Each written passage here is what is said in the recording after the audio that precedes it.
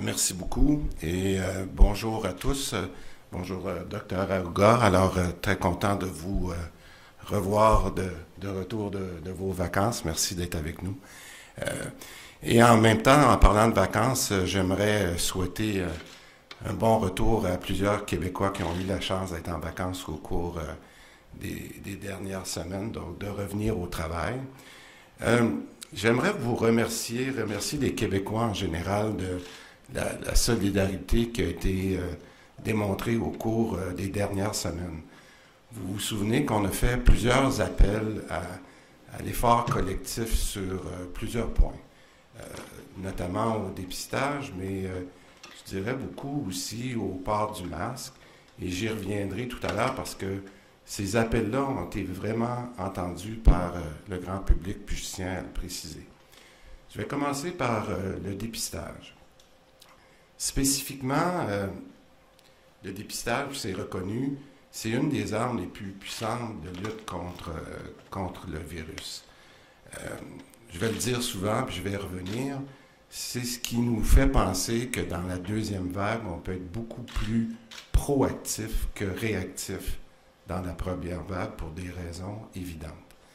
Le nombre de cas, le nombre de prélèvements qu'on a eu dans les derniers jours, les dernières semaines, a dépassé plusieurs fois le nombre de 17 000 cas, ce qui n'était même pas un objectif qu'on avait même il y a quelques semaines. En fait, pour la journée, là, pour ceux comme moi qui aiment les chiffres, là, pour la journée du 30 juillet, on a eu 18 437 prélèvements qui ont été réalisés. Alors, on est content de ça. Ce n'est pas un objectif, je dirais, en soi, que d'avoir uniquement des tests, mais d'être capable de bien tester. C'est surtout d'avoir les résultats rapidement. On y travaille parce qu'il y a encore de l'amélioration à faire. Mais j'aimerais dire que c'est très encourageant, puis on ne s'arrêtera pas là, parce qu'on doit être capable d'avoir, je le répète, un dépistage proactif. Bon. J'aimerais aussi parler de... Tout à l'heure, j'ai dit qu'il pourrait avoir des éléments où on a demandé un effort collectif. Bon, pour ceux qui reviennent de vacances, oui, il faut retourner travailler, mais on a pu avoir durant la période des vacances, des fois où on est peut-être moins attentif, y avoir des cas où, par inadvertance, on a pu contacter le virus, même si on le voit, les gens font des efforts. Et je vous demanderais à la population en général, ceux qui reviennent de vacances, mais ceux qui n'ont malheureusement pas y aller, j'insiste beaucoup sur le dépistage volontaire. On est équipé, je le dis, pour le faire, mais si vous avez le moindre doute, que soit de façon involontaire, comme je le disais, ou que vous avez peut-être, il y a eu un petit party, puis vous pensiez que vous étiez limité à 10 personnes, puis que ça n'a pas pu se faire pour X raisons, mais n'hésitez pas à aller vous faire tester, parce que vous vous souvenez de nos statistiques la semaine dernière, où il y avait eu une recrudescence chez les jeunes, et ce qu'on appelle la zone dont Mme Guilbeault parlait très clairement la semaine passée, les adolescents, les jeunes adultes, bien, le virus est encore très présent chez ces gens-là, puis il ne faut pas relâcher. Donc, au moindre signe, j'insiste là aujourd'hui beaucoup, si vous avez une situation à risque, qu'elle soit involontaire, c'est très, très important d'aller vous faire tester parce qu'on le voit de nos statistiques quotidiennes, le virus, il est toujours là puis il demeure contagieux. Bon. Mais je rappelle, par exemple, que c'était attendu et normal parce qu'il faut bien voir qu'au cours des dernières semaines, on est passé d'un confinement presque total à un déconfinement total. Les gens sont allés en vacances. Alors, qu'il y ait des contagions, c'est normal. On le savait, on pourra en parler avec le docteur Arruda, mais en même temps, si vous ou vos enfants, parce que je pense que dans le cas des garderies qui sont ouvertes, on a vu qu'il y avait des cas, par exemple, dans les camps de vacances, les camps de jour. Je le répète, il peut y avoir de ces cas-là, on l'a vu. Je demanderais aux parents d'être très vigilants et au moindre signe, de ne pas hésiter à aller vous faire tester vous et vos enfants. Bon. J'ai dit en entrée de jeu aujourd'hui qu'il y avait un effort collectif sur le dépistage. Encore une fois, je remercie. Maintenant, sur le port du masque. Et particulièrement dans les lieux fermés. Bon, les Québécois, je pense qu'on le voit. Moi, je le vois ici avec les gens qui ont chacun leur masque. Mais on le voit sur la rue, on le voit dans les restaurants, on le voit dans les bars, on le voit partout. Les Québécois sont vraiment au rendez-vous. Puis je vais vous dire, on a vu les pourcentages augmenter de façon importante au cours des dernières semaines. Madame Guilbeault l'a dit, je pense que son expression a fait un peu le tour. C'est vraiment une habitude, c'est vraiment une norme sociale maintenant.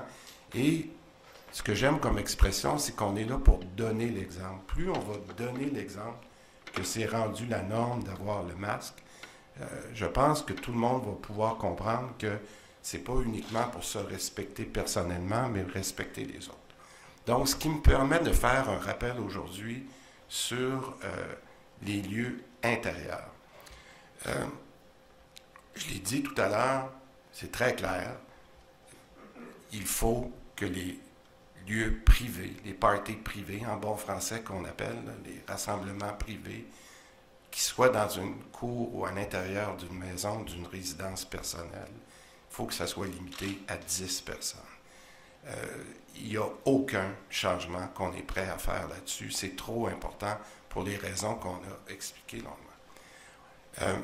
J'aimerais qu'on dise aussi qu'il va falloir qu'on s'assure que les rassemblements intérieurs qu'on va vouloir bouger de 50 à 250 personnes puissent se faire, mais à l'intérieur de normes très strictes.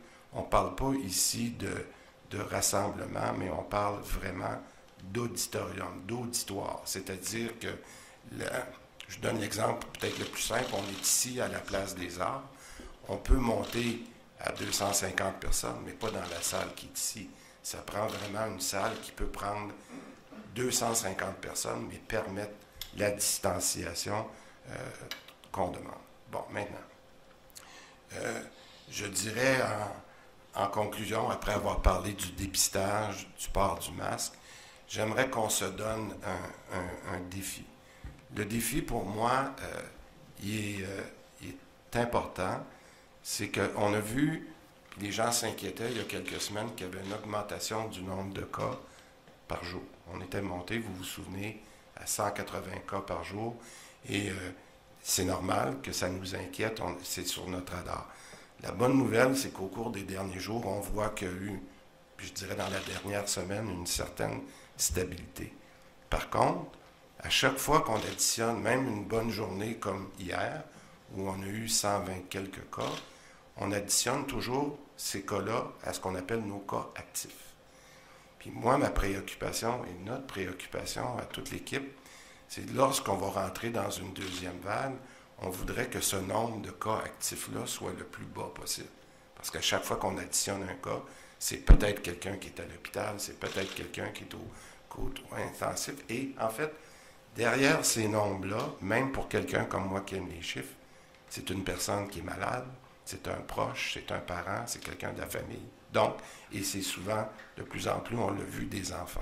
Donc, je dirais en résumé que j'aimerais qu'on se donne le défi collectif de baisser ce nombre de cas-là le plus rapidement possible. On l'a vu au cours des derniers jours, des dernières semaines, que quand les Québécois se mettent ensemble pour un effort collectif, on réussit très bien, puis on réussit de le faire de façon proactive, volontaire.